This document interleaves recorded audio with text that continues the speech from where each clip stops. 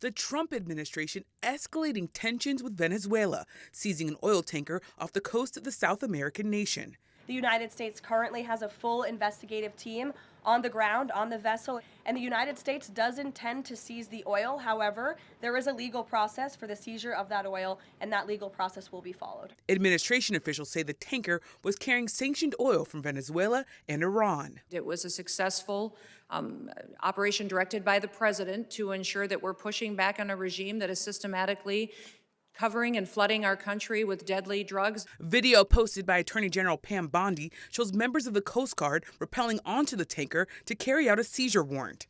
Venezuela's foreign minister calling the operation blatant theft and an act of international piracy.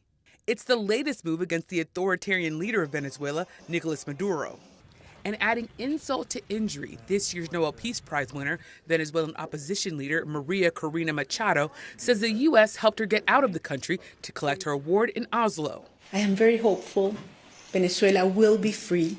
Meanwhile, over on Capitol Hill, lawmakers wrestling with the rising cost of health care.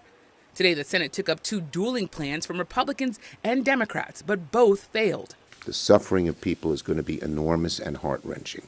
Healthcare is in a crisis. It's in a crisis. It should not cost this much. The Republican plan would have created health savings accounts valued at $1,000 to $1,500, which low-income families could use. But Democrats and some healthcare experts say that's not nearly enough to cover costs.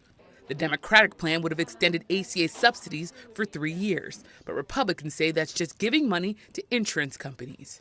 With no clear plan in the works, the ACA subsidies are set to expire on December 31st, so the new year could bring a new set of expenses for millions of Americans.